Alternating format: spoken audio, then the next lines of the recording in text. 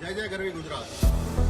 અમે આમ આદમી પાર્ટીના સાથીઓ આજે ગુજરાત યુનિવર્સિટીના કેમ્પસમાં જે સ્પોર્ટ્સ કોમ્પ્લેક્સ બનેલું છે, ખૂબ મોટો વિશાળ સ્વિમિંગ પુલ અહીંયા લગભગ છેલ્લા 6-7 વર્ષથી તૈયાર છે, પણ આજ સુધી કોઈએ અહીંયા સ્વિમિંગ કર્યું હોય એવો દાખલો અહીંયા નથી। અહીંના સ્ટાફે પણ અમને જણાવ્યું।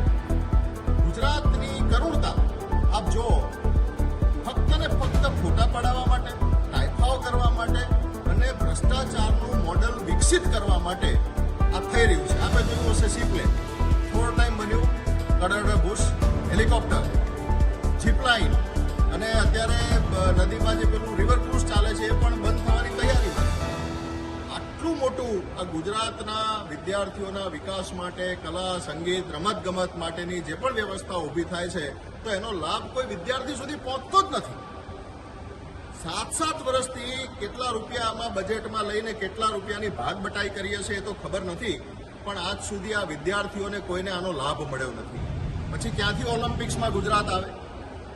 ભવિષ્યની વાતો કરીને મોટા મોટા ખર્ચા કરવામાં આવે છે। ભ્રષ્ટ ભાજપની સરકારને, આના સત્તાધીશોને અમારી વિનંતી છે કે આ સ્વિમિંગ પુલ કોના માટે બનાવ્યો છે, આનાથી આજ સુધી કોને ફાયદો થયો અને આ કોમ્પ્લેક્સનો અત્યારે શું ઉપયોગ થઈ રહ્યો છે તે અંગે જનતાને જાણ કરવામાં આવે અને પ્રજાહિતમાં વિદ્યાર્થીઓના સ્વસ્થ શરીર માટે, એમની પ્રગતિ માટે, એમના કૌશલ્યના વિકાસ માટે મોટી મોટી ગુલબાંગો પુકારવાની બંધ કરી અને ખરેખર આ જે પ્રજાના પૈસે બનાવ્યું છે, પ્રજાના પરસેવાની કમાણીમાંથી જે ટેક્સ આપ ભેગો કરો છો એના પૈસા અહીંયા જે વપરાયા છે અને છેલ્લા 6-7 વર્ષથી આનો કોઈ ઉપયોગ નહીં થયો। અને મને એવું લાગે છે આ જોતા, આપ અહીંયા વિડીયો જોશો ત્યારે ખ્યાલ આવશે કે અંદર પાણી ભર્યું છે અને પાણી કાઢવા માટે મોટરનો ઉપયોગ થઈ રહ્યો છે।